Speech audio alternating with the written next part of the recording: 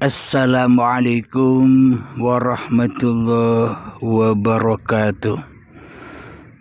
Bismillahirrahmanirrahim.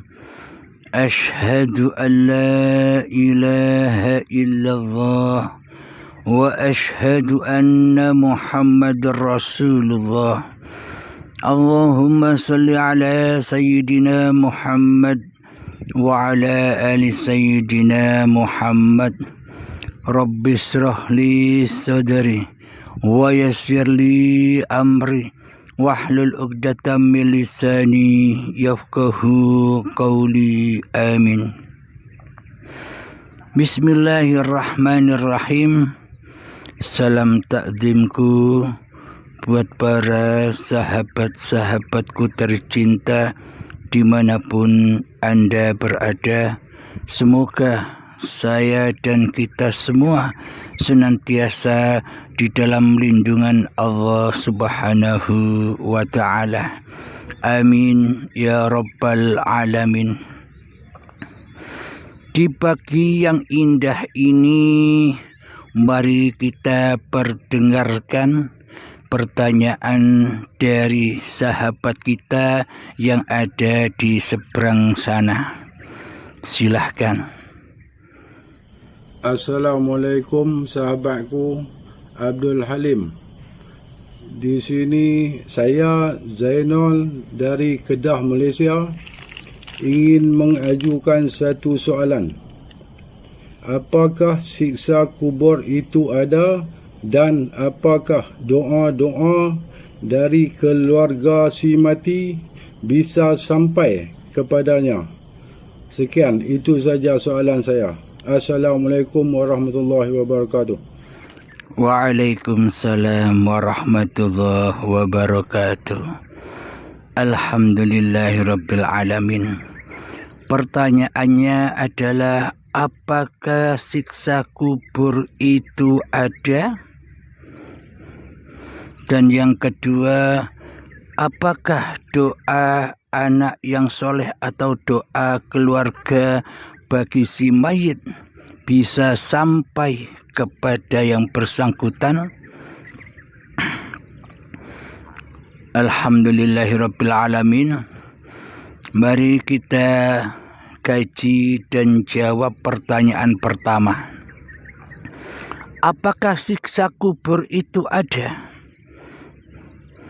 Siksa kubur itu adalah nyata adanya, benar adanya. Akan tetapi nyata keberadaan siksa kubur itu, nyata kebenaran siksa kubur itu hanyalah bagi orang-orang yang sudah beriman, orang-orang yang sudah kembali kepada Allah akan diberitahu tentang makna hakikat sejatinya siksa kubur itu. Bagi manusia yang belum beriman kepada Tuhan Sang Pencipta dirinya, bagi manusia yang masih gaib Allahnya di hatinya, bagi manusia yang masih wujud dirinya sendiri di hatinya sebagai Tuhan yang mentuhani hidup dan badan ini, memang belum nyata apa itu siksa kubur, belum jelas apa itu siksa kubur. Karena Allah baginya gaib, bagi Allah, bagi dirinya Allah tiada. Yang paling wujud daripada Allah di dalam hatinya masih hawa nafsunya. Maka alam-alam kejadian itu tak nyata baginya. Mereka anggap memang mereka yakin. Kita selama ini yakin bahwa siksa kubur itu ada. Akan tetapi itu hanya sebatas percaya dan yakin saja. percaya dan yakin ala hawa nafsunya. Karena apa? Percaya dan yakin kita selama ini masih dituhani oleh hawa nafsu kita sendiri di hati kita. Maka dari itu, goiblah apa yang kita yakini, tiadalah apa yang kita percayai selama ini. Memang siksa kubur ada, tapi nanti, karena dirinya belum mati, karena badannya belum wafat. Jadi adanya alam kubur dan siksa kubur adalah nanti bagi manusia yang belum beriman kepada Allah di hatinya, yakni bagi manusia penyembah dan pemuas hawa nafsunya sendiri di hatinya. Karena Allah sebagai Tuhan yang mentuhani dirinya selama ini masih gaib, masih tiada. Otomatis alam-alam yang dipercayainya, alam-alam yang diyakininya selama ini juga gaib bersama kegoiban, ketiadaan Tuhannya di hatinya. Alhamdulillahirabbil alamin, bagi Allah semua itu nyata. Kapan kenyataan itu? Siksa kubur itu kapan? Bagi Allah saat inilah siksa kubur itu, bukan nanti. Mari kita jelaskan. Perlu kita ketahui, iman manusia, mayoritas manusia selama ini hanya iman sebatas kepada hawa nafsunya sendiri. Hanya beriman kepada iblis yang nyata di hatinya. Hanya beriman kepada syaitan yang wujud di hatinya. Karena syaitan itu musuh-musuhmu yang nyata bagimu. Siapa yang wujud di hatimu? Allahkah atau dirimu?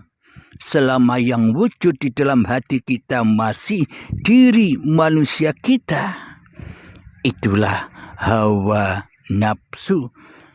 Ditandai Allah selama ini gaib. Maka dari itu semua alam yang ditunjukkan oleh Allah ya semuanya gaib bagi penyembah hawa nafsunya. Mari kita terangkan pemahaman manusia dan pemahaman Allah jauh berbeda, ibarat langit dan bumi. Begini, kita selama ini hanya mempertuhankan salib-salib diri manusia kita sendiri, yakni kita mentuhankan badan-badan ini daripada mentuhankan uripe Allah.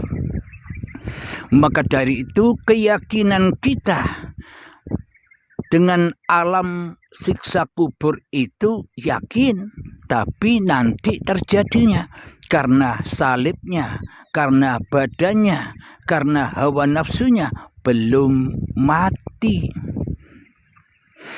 Jadi kematian di sisi manusia berbeda dengan kematian di sisi Allah. Anggapan manusia kematian itu adalah matinya salib, matinya badan.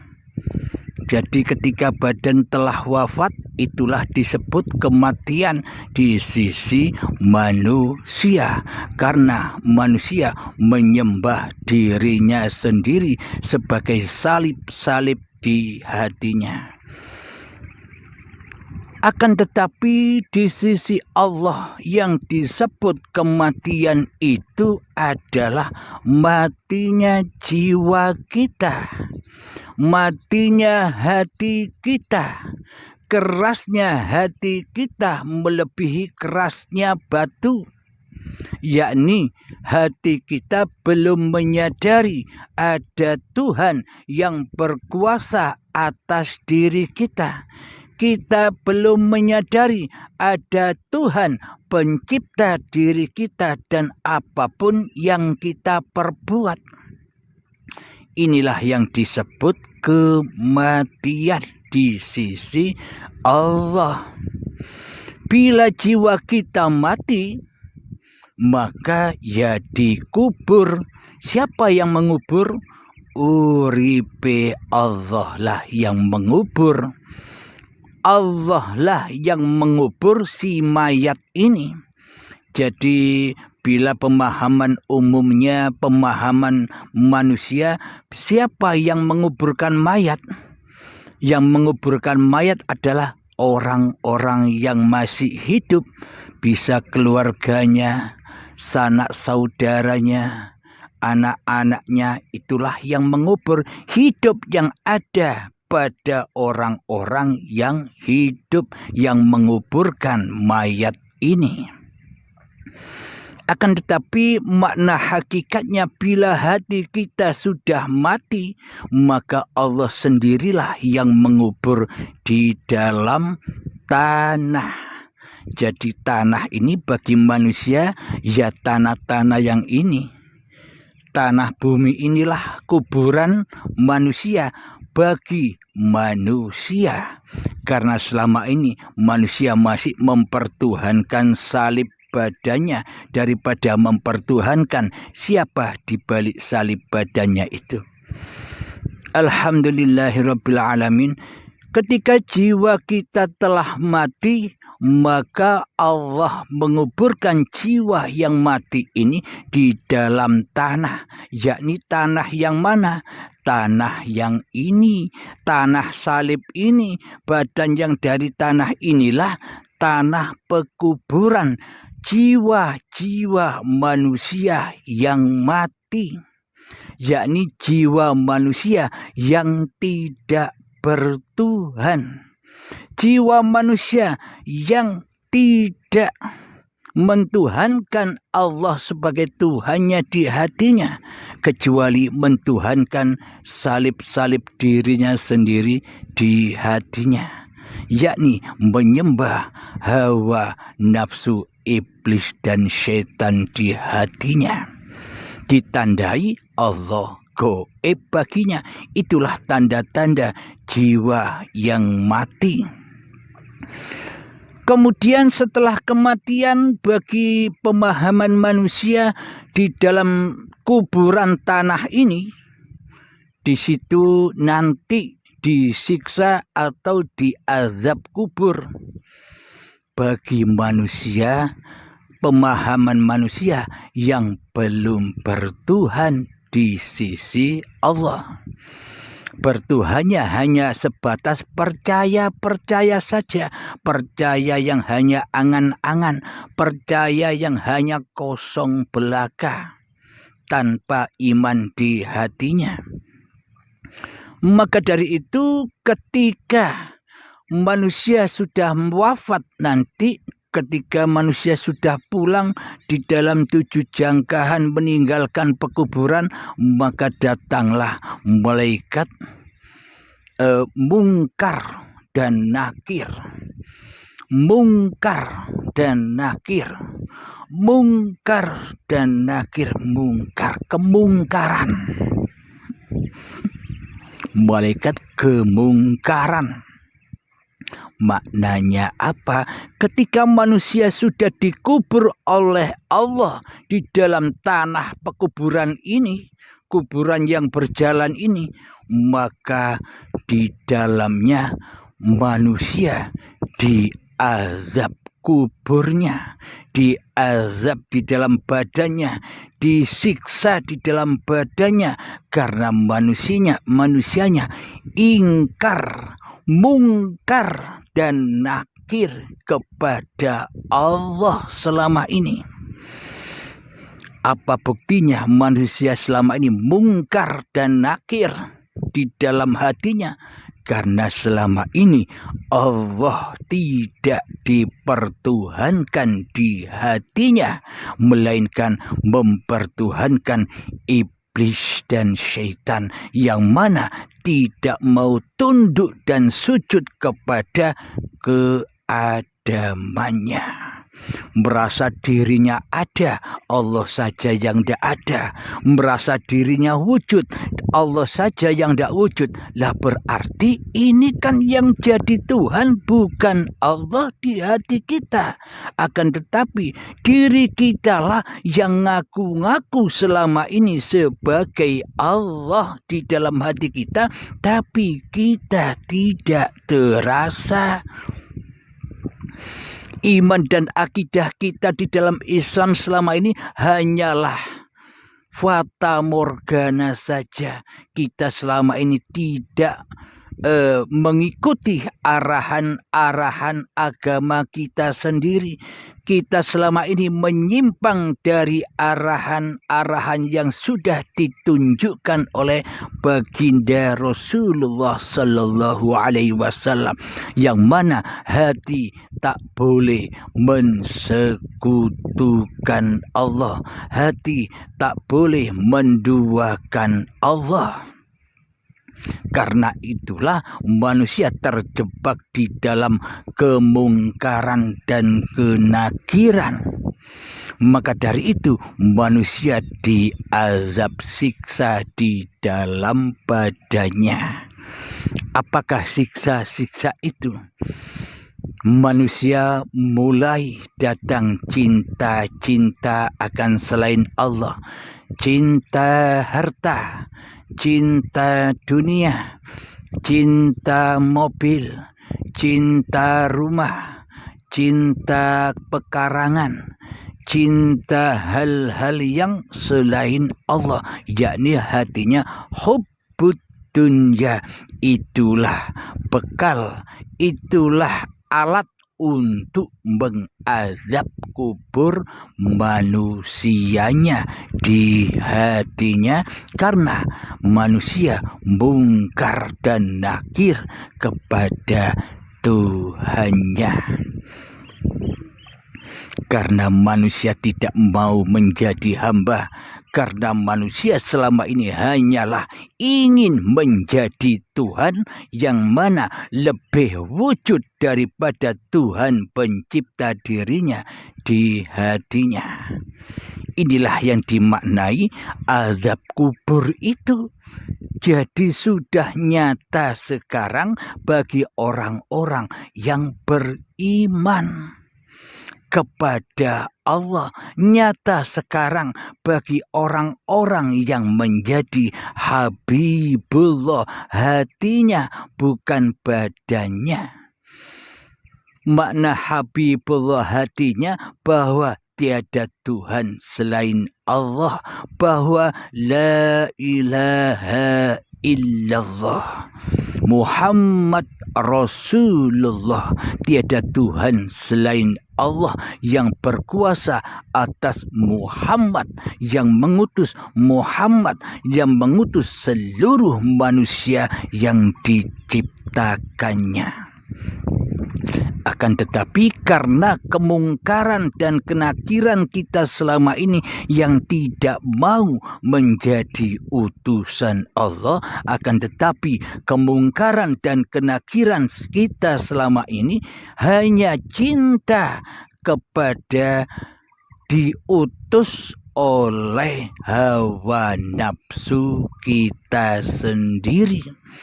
Kita lebih cinta pada iblis dan setan, yang mana kita selalu selama ini diutus dan dibisikkan oleh iblis dan setan di hati kita untuk selingkuh, untuk syirik, untuk ingkar kepada Tuhan yang telah menciptakan kita.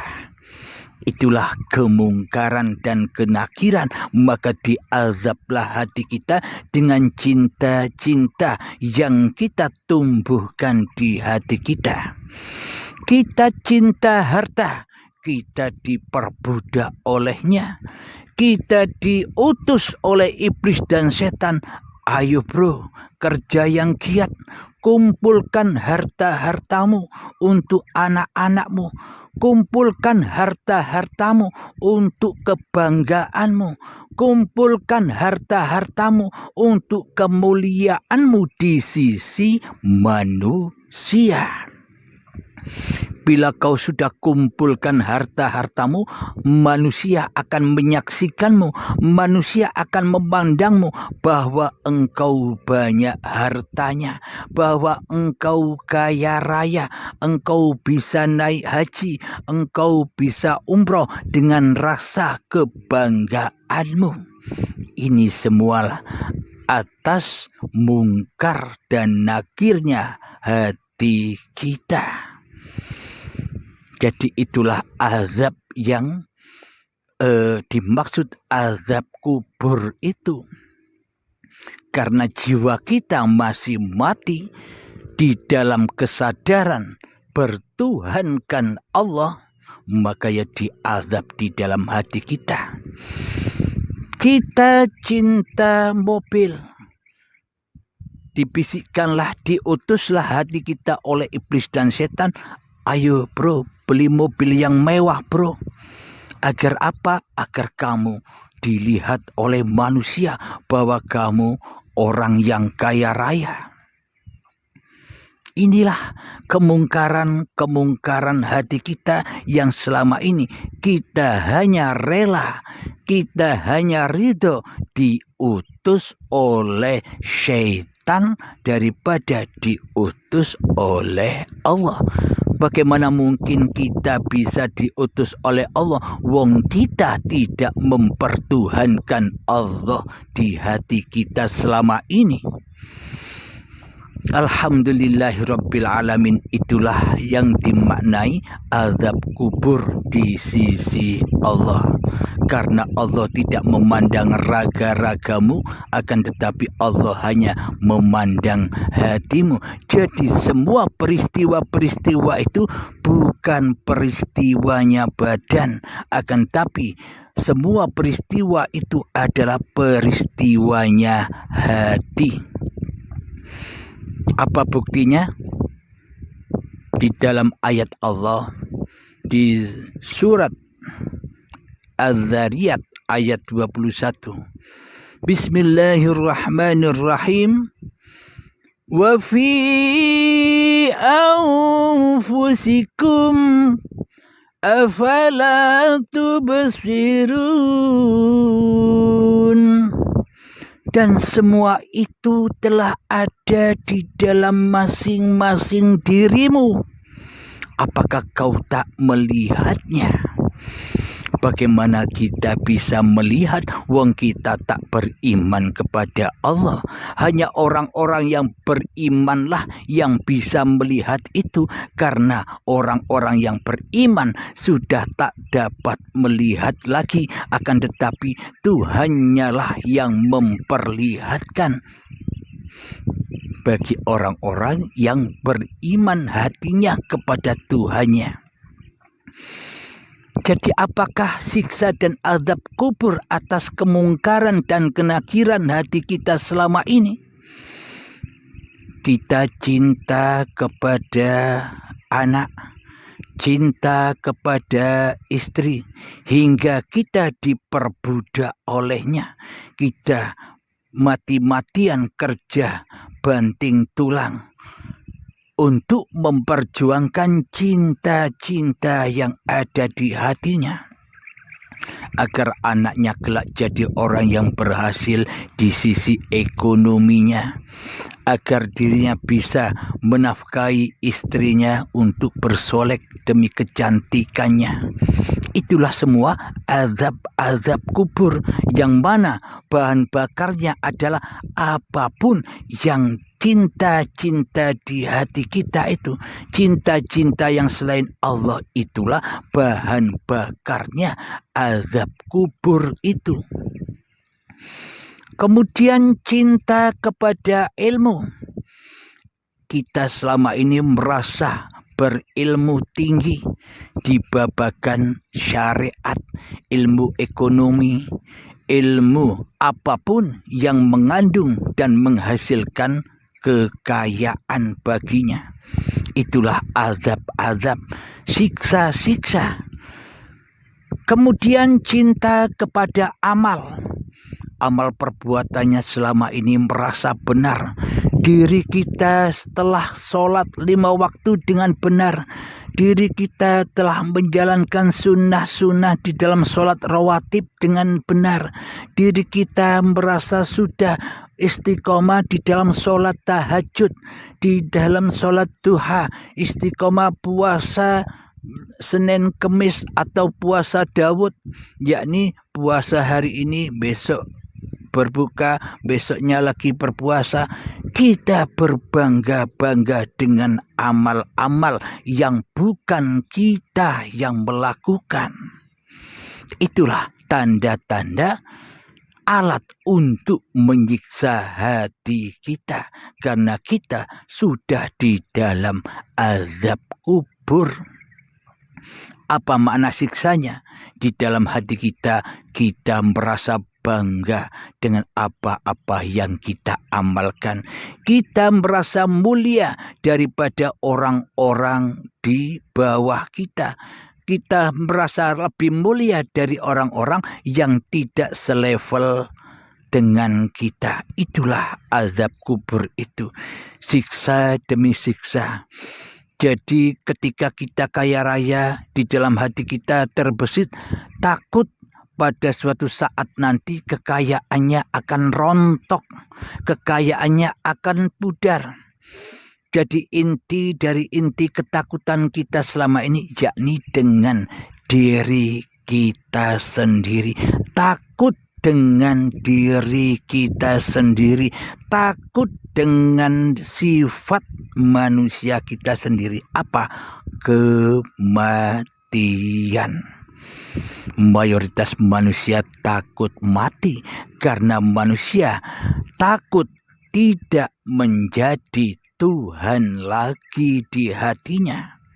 Inilah bukti selama ini manusia mayoritas hatinya tersesat kepada Tuhannya, karena dirinya telah memproklamirkan menjadi Tuhan daripada mentuhankan Allah di hatinya.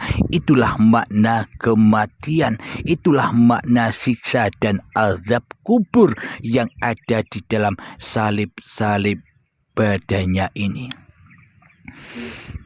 Itulah jawaban yang pertama, persoalan yang pertama. Apakah ada siksa kubur itu? Ada. Bagi orang-orang yang tidak beriman kepada Allah, bagi orang-orang yang masih goib Allahnya, ya kejadian itu disangkanya besok. Karena hatinya belum bertuhan, ya semua kejadian itu besok. Maka ketika syakaratul maut tiba, mereka akan terbelalak dengan apa yang dibayang-bayangkannya selama ini. Oh ternyata, gumam hatinya hanya itu. Ketika hari pembalasan, ketika yaumul maut, baiatan akbar itu datang terhadap dirinya, ketika syakaratul maut menjemput, begitu dahsyat siksa dan azabnya. Akan tetapi bagi orang-orang yang sudah beriman kepada Allah, bagi orang-orang yang sudah kembali hatinya kepada Allah, maka nyatalah semua alam-alam yang dihabarkan oleh Allah di dalam Al-Quran. Afala tubsirun, semua ada pada dirimu, wahai fulan, apa kau tidak melihatnya? Karena hati kita selama ini buta, mana mungkin kita bisa melihat. Bila yang dipakai untuk melihat masih mata-mata manusianya, ya tak mampu melihatnya. Akan tetapi bila yang memandang basiroh Tuhannya, maka Allah Maha melihat segala ciptaannya. Jadi maknanya alam kubur itu nyata adanya. Kapan? Bagi orang-orang yang beriman sudah mengetahui kapan siksa kubur itu. Bagi orang-orang yang beriman sudah melewati apa yang dikatakan kematian dan apa yang dikatakan azab kubur itu. Namun bagi orang-orang yang tak beriman, bagi orang yang masih goib, yang masih adam, Allah baginya di hatinya, yang wujud hanya dirinya, ya nanti itu katanya, ya nanti itu di dalam angan-angannya, karena Tuhannya belum nyata baginya. Jadi semua cerita itu dianggapnya nanti, karena Allah tidak hudur di dalam hatinya, karena yang hudur di dalam hatinya adalah iblis dan setannya yang selalu menyumpal pikirannya, menyumpal mata hatinya, menyumpal pendengarannya, menyumpal penglihatannya, agar manusia tidak memandang, tidak bisa melihat kenyataan Tuhannya dan firman-firmannya. Jadi jawabannya, alam kubur, siksa kubur itu ada nyatanya, jelas bagi orang-orang yang sudah kembali kepada Allah. Itulah jawaban persoalan yang pertama. Dan jawaban persoalan yang kedua adalah, apa bisa anak yang soleh itu mengirimkan hadiah doa kepada orang tuanya ketika orang tuanya sudah meninggal? Pertanyaannya begini, anak-anak yang soleh itu soleh sungguhan apa soleh solehan? Menurut pandangan mayoritas manusia, karena selama ini hanya menyembah salib, bukan menyembah Allah di hatinya, maka yang dipandang adalah salib-salib ini bagi manusianya.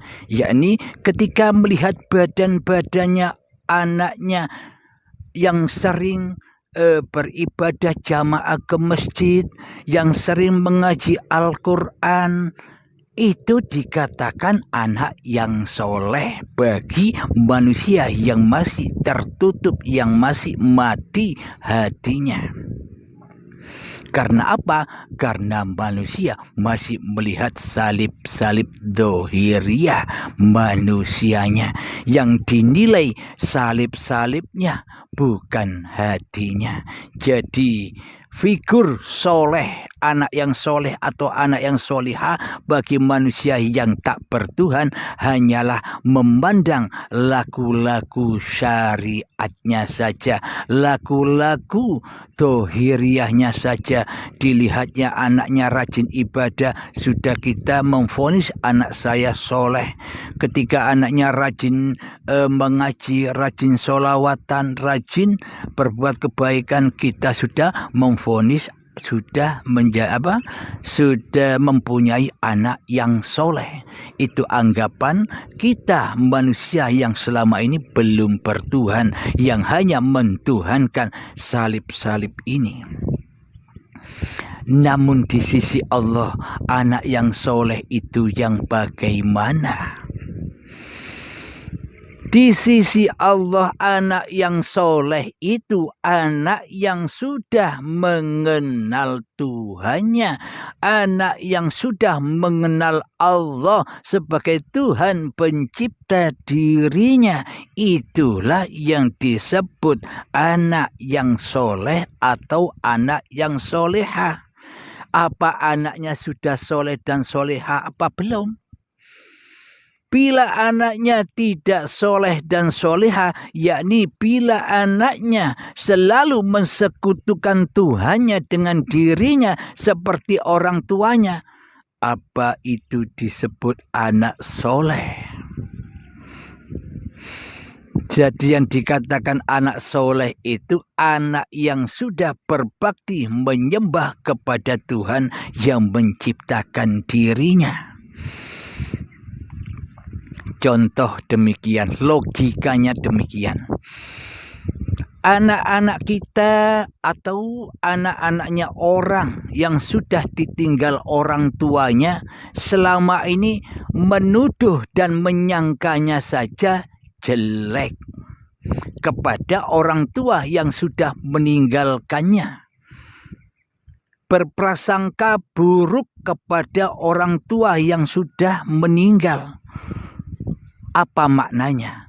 Apa buktinya? Kalau kita berprasangka buruk kepada orang-orang yang kita kasihi ketika mereka sudah meninggal. Apa bukti prasangka buruk kita? Kita selama ini mengirimkan doa lewat tahlilan, lewat yasinan, seharinya, 2 harinya, 3 harinya, 4 harinya, 5 harinya, 6 harinya, 7 harinya, 40 harinya, 100 harinya, 1000 harinya, dan haulnya setiap tahun. Ini kan maknanya kita sudah berprasangka buruk kepada kedua orang tua kita yang sudah meninggalkan kita. Karena selama ini kita menyangka orang tua kita diazab di sana.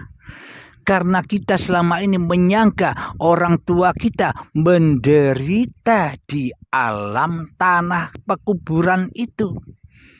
Itu kan prasangka kita selama ini tidak kita sadari. Bila kita berprasangka baik, husnudzon kepada kedua orang tua kita, bahwa orang tua kita itu orang mulia, orang baik di sisi Allah, mengapa kita harus kirimkan doa? Ya tidak berguna doa kita sementara mereka sudah bahagia. Ya tidak bergunalah doanya ahli neraka kepada ahli surga. Wong kita masih di dalam neraka kok mendoakan ahli jannah. Wong kita masih di dalam hawa nafsu kita sendiri yang berkuasa menjadi Tuhan, kok mendoakan orang-orang yang sudah rojiun di sisi Tuhannya. Ini kan prasangka yang terbalik. Karena di dalam hati kita belum ada iman. Alhamdulillahirabbil alamin. Itulah bukti bahwa selama ini kita berprasangka buruk, kok weru-weruwo. Seakan-akan kita sudah tahu bahwa mereka membutuhkan doa kita, bahwa mereka membutuhkan uluran tangan kita, bahwa mereka butuh kita kirimi sebagai makanan dan pakaiannya. Seolah-olah kita sok tahu. Seolah-olah kita sudah pernah mati. Maka dari itu, itulah prasangka buruk kita selama ini kepada orang-orang yang sudah kembali di sisi Allah. Seolah-olah kematian itu buruk bagi kita. Seolah-olah kematian itu hal yang menyakitkan, hal yang tidak mau kita alami selama ini. Maka dari itu kita selama ini berprasangka buruk kepada orang-orang yang sudah meninggal. Buktinya kita mengirimkan doa kepadanya. Itulah tanda-tanda prasangka hati kita yang selama ini tidak bertuhan. Karena tidak tahu hakikat sebenarnya kematian. Karena saya beritahu hakikat kematian itu sesungguhnya indah. Dan hakikat kehidupan bila hidup masih diakui oleh manusianya, itulah keburukan. Itulah keazaban, kecelakaan. Itulah kemungkar dan nakiran. Itulah ahli kubur dan mendapatkan azab kubur yang sesungguhnya. Alhamdulillahirabbil alamin. Sekarang kita logikakan lagi. Ketika kita sebagai anak dari orang tua yang sudah meninggal, kita kirimkan doa setiap waktu. Ba'da sholat 5 waktu, kita mengadakan tasyakuran, doa untuk mengirimi orang yang sudah meninggal. Bila si anak ini, bila orang-orang yang membaca doa-doa zikir di dalam tahlilan itu, tasyakuran itu, tidak tahu harus dibawa kemana alamat doa-doa yang dipanjatkannya, tidak tahu alamat di mana orang tuanya berada dan disiksa serta diazab yang menurut dirinya selama ini, tidak tahu tempatnya, kira-kira sampai apa yang dikirimkannya. Coba pakai logika Anda, hayati. Bila kita tidak tahu di mana tempat orang tua kita ditawan, di penjara, karena selama ini kan kita menyangka orang-orang yang mati itu menunggu ditawan dulu, diazab dulu, di penjara dulu, di alam kubur. Kalau kita tidak tahu jiwanya pergi kemana, mana mungkin doa-doa kita sampai kepadanya, bro. Mana mungkin perbekalan yang kita siapkan dari rumah dengan berjamaah akan sampai kepada si mayat. Bila kita tidak tahu mereka ada di mana. Logika begini. Anda mengirimkan sesuatu baik makanan, minuman, pakaian kepada orang tua Anda. Bayangkan kedua orang tua Anda di penjara di suatu tempat, diazab, disiksa di suatu tempat sesuai prasangka kita selama ini. Anda siapkan makanan-makanan yang enak, Anda siapkan baju-baju yang indah guna untuk orang tua Anda yang ditawan, yang disiksa, yang diazab menurut anggapan kita selama ini. Kemudian setelah siap semuanya, baru Anda kemasi dengan rapinya, dengan indahnya. Kita tulisi untuk ayahku si fulan, untuk ibuku namanya ini, untuk kakekku namanya ini, untuk nenekku namanya ini, untuk buyut-buyutku namanya ini, untuk buyutku namanya ini. Ditulis semua. Setelah itu panggil tukang pos. Pak Pos, tolong kirimkan bingkisan ini kepada si fulan, si fulan, si fulan, ila ruhi, ila ruhi, ila ruhi, ila ruhi, ila arwahi. Tolong ini kirimkan dan berikan kepada mereka sesuai nama yang ada di bingkisan ini. Alamatnya di mana ini? Harus dikirim kemana? Saya tidak tahu alamat mereka di mana ditahan. Saya tidak tahu alamat di mana mereka diazab dan disiksa. Pokoknya kamu bawa sudah. Pokoknya aku pasrah kepada kamu. Sementara Pak Posnya tidak tahu alamatnya juga. Mana mungkin sampai? Secara logikanya kan begitu. Karena anaknya bukan anak yang soleh. Karena anaknya tidak berbakti dan mengabdi kepada Tuhannya.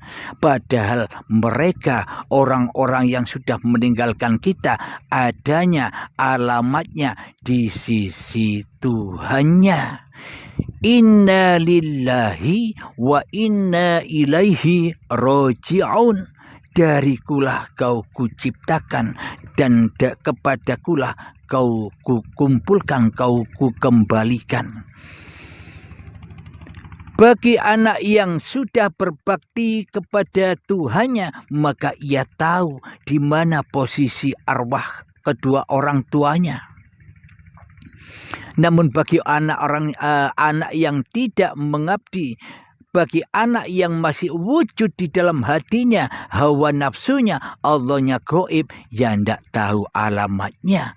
Ya hanya prasangka-prasangka bayangan saja yang ada di benak hatinya. Jadi takkan pernah sampai kapanpun apapun yang didengung-dengungkannya.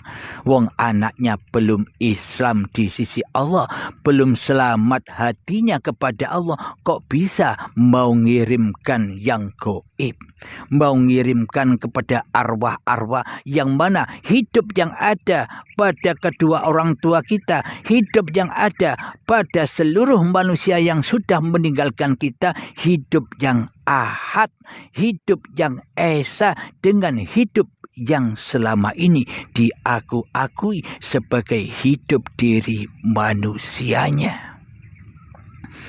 Nah, inilah jawaban kalau anaknya tidak soleh. Makna soleh itu bagaimana?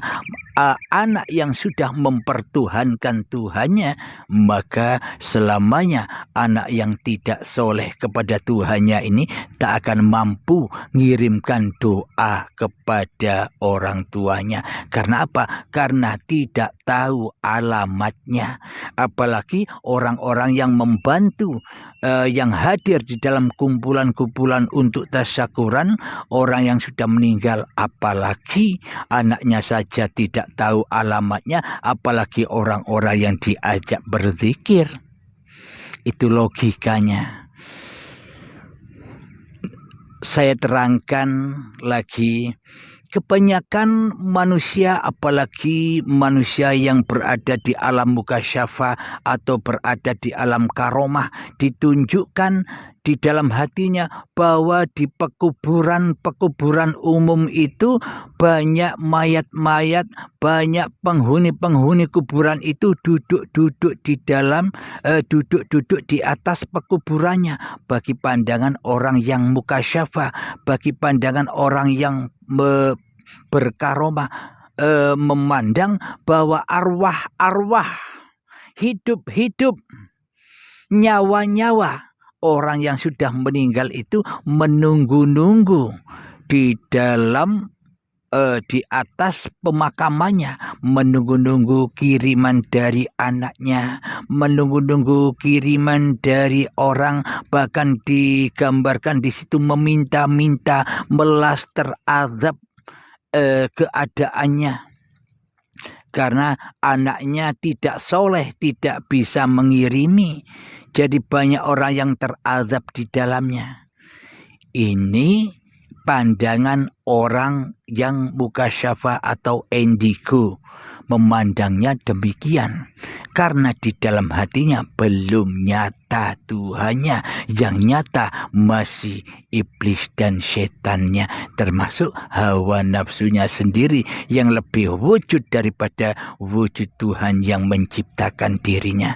Jadi pandangannya hanyalah imajinasi, hanya bayangan-bayangan hawa nafsunya belaka. Jadi makna hakikat kenyataan sejati cerita itu semua adalah sudah nyata saat ini. Jadi bagi manusia, orang-orang yang tidak ada Tuhan di hatinya, bagi manusia yang masih gaib Tuhannya di hatinya, di dalam pekuburannya, di dalam makamnya, di dalam salib-salib badannya, ia selalu menunggu-nunggu kapan datangnya, kapan ijabahnya doa-doa yang selama ini dipanjatkan kepada Allah. Nunggu-nunggu, ngemis kepada Allah. Ya Allah, berilah aku harta. Ya Allah, kabulkanlah cita-citaku. Ya Allah, berikanlah aku istri yang cantik. Ya Allah, berilah aku harta yang banyak. Semuanya permintaannya sesuai hawa nafsunya. Karena yang dipandang di dalam doanya bukan memandang Tuhan yang menciptakan, Tuhan yang memberikan apa yang kita minta, akan tetapi di dalam hati kita yang dipandang dunianya. Harta-harta yang kita impikan itu yang dipandang, bukan Allah sebagai pencipta yang memberi apa yang kita minta. Inilah yang dimaksud orang-orang di pekuburan yang mengharap-harap rahmatnya Allah. yang mengharap-harap dunia, yang mengharap-harap kemuliaan dunia, yang mengharap-harap kebanggaan dunia. Itulah hakikat cerita diri kita sendiri selama ini sebelum kita bertuhankan Allah. Kita di dalam pekuburan salib-salib ini kita ngemis-ngemis kepada Allah, tapi kita tidak mau menyaksikan Allah, tapi kita butuh dunianya, butuh apa yang kita inginkan di hati kita. Itulah lambang siksa-siksa kubur. Itulah lambang bagi orang-orang yang mukasyafat dan karomah menyaksikan di dalam pekuburan itu di atasnya telah menunggu mayat-mayat arwah-arwah roh-roh yang mengharapkan doa dari keluarganya, yang mengharapkan kebaikan kiriman dari orang-orang yang dicintainya. Maknanya itu sesungguhnya, hakikatnya, kenyataannya semua sudah terjadi di dalam diri kita. Wa fi anfusikum, semua cerita-cerita itu sudah ada di dalam dirimu. Afala tubsirun, apakah kamu tidak melihatnya? Bagaimana kamu bisa melihatnya?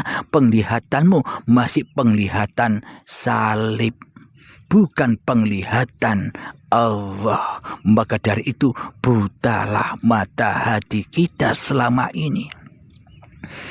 Jadi yang dilambangkan pemandangan orang yang mukasyafah atau karomah, bahwa di atas pemakaman umum itu banyak arwah-arwah penghuni makam itu menunggu-nunggu kiriman dari anak dan saudaranya. Inilah makna hati kita yang selama ini dipendam di dalam jasad-jasad ini, yang mana selalu berdoa meminta-minta kepada Allah atas kesuksesan dunia, atas kesuksesan kerjanya, atas kesuksesan anak-anaknya, atas kesuksesan pekerjaannya, semuanya babakan dunia, cinta-cinta di hatinya yang selain Allah. Kita tak pernah meminta, ya Allah temukan aku denganmu ya Allah. Tidak pernah. Karena yang dicintai di dalam hati kita salib-salib dunia. Inilah salib yang paling besar yang menghalang-halangi kita jumpa dengan Tuhannya. Alhamdulillahirabbil alamin. Saya kira cukup jawaban kita atas dua pertanyaan sahabatku dari seberang sana. Semoga saya khususnya dan semoga kita semua para pendengar, para pecinta uripe Allah, semoga kita selalu mendapat bimbingan dari Allah, selalu mendapatkan petunjuk hati kita kepada Allah. Matikanlah dirimu sebelum datang kematianmu. Baiatkan dirimu sebelum kau dibaiat paksa di saat hari pembalasan kelak, yakni saat syakaratul maut.